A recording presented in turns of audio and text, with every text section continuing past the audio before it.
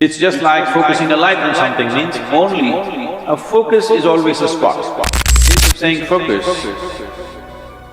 if you use the word attention, would you agree that attention and focus are about the same thing? I just need attention. If I'm attentive, I will see all the people here.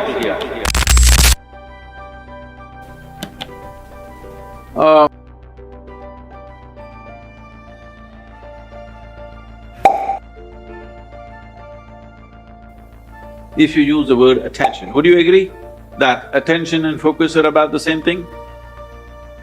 There is a little difference. There are nuances to it.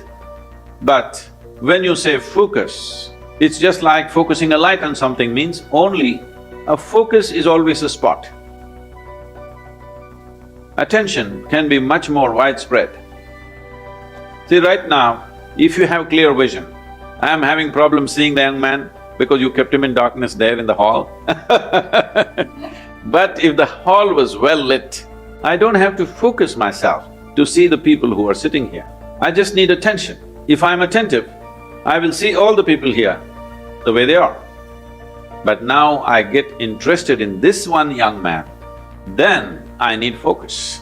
If I had only focus without the general attention about everything around me, indiscriminate attention I'm talking about, attention not even about something, just being attentive only because there is a certain level of attention and awareness within you, you even know that you exist.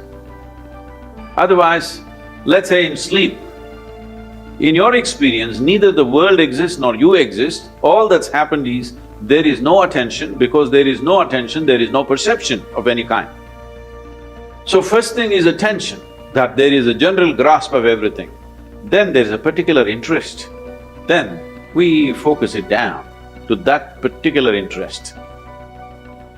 So what is the purpose or what is the definition of focus? What is the use of focus? Where can focus get us?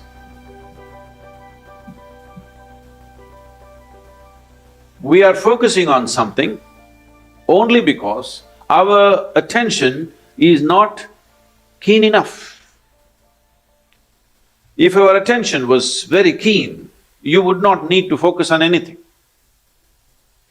In the yogic systems, we have what is called as dashavadanis, shatavadanis. What this means is, a man will do 10 things at the same time, another man will do 100 things at the same time.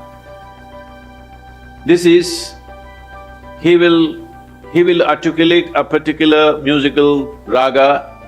At the same time, he will calculate a very complex arithmetic problem.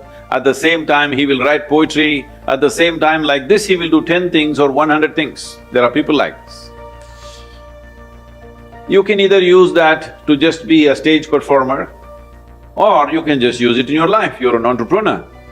It's very important. If you're walking on the street, you're able to see something that most other people cannot see.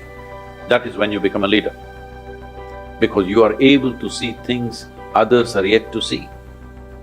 That is when you take up a leadership position, because essentially leadership means you're on a perch. Once you're on a perch, you must see better than others.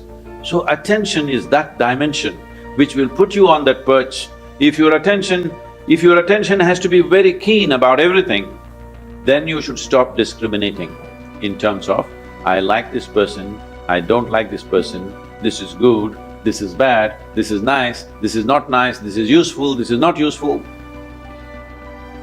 If you do not make any kind of discrimination, you just work on your attention, not about being attentive about something, just being super attentive, not about anything. See, right now if you increase the voltage in this hall where you're sitting, when light comes on, light is not thinking in terms of whom should I focus on. When light comes on, everything that is there in that room will be seen. This is important. This is a very important aspect of yogic process, is that we go on working on our attention, that we keep on keying up our attention to a higher and higher level, a higher and higher voltage and intensity. Now, we don't encourage focus because focus means consolidate all that attention and put it on one person. Suppose you invested your entire focus on one spot and you found nothing worthwhile in that spot, what will you do at the end of your life? This is what is happening to most lives. Now, you just work on making your attention itself so keen that even if somebody focuses on something, they won't be that keen. If your attention is that keen, you won't miss a thing in this universe. Now, when you don't miss a thing, everybody thinks you're some kind of a superhuman being. No, no, no, this is not about being superhuman.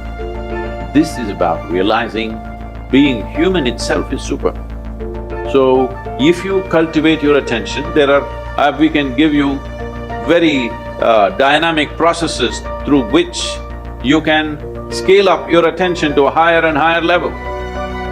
How clearly you see determines how successfully you walk this life, there's no question about it. How much lack of clarity there is in you, that much blundering you will do in your life. Simply there is no question about this.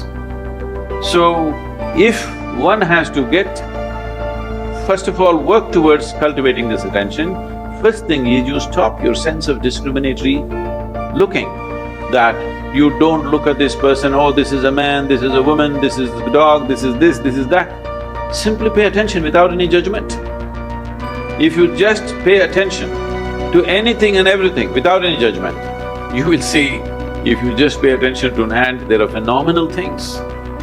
You're in Germany, who knows, if you pay enough attention to an ant, you may come up with the best automobile on the planet, because I have not seen any machine moving with as much dexterity as an ant moves. But I think nobody has paid enough attention to an ant. So, attention, raising the bar of attention is more important than focus. For immediate purposes, if you need to focus on something, you can. But right now you can do a simple experiment. If you sit with your face slightly upturned like this and close your eyes, you will see, naturally there'll be a focus between your eyebrows. But you can be conscious of many things, people around you, your breath, the sensations in your body. You can be conscious of everything and still be focused. So mental focus is a limited possibility, but the attention, enhancement of attention that ultimately delivers you to a space where you become conscious, or in other people's words, super conscious, is just conscious, but people think you're super conscious. Because of this, you grasp everything as it is. The most important thing for this is that your mind is not functioning like a prism, distorting things and creating designs where they don't exist. Your mind has become like a plain mirror, it just shows everything just the way it is. Only when you see everything just the way it is, you will have the ability to handle everything sensibly. Otherwise, you make a mess out of many things. And this is very important for an entrepreneur because you don't have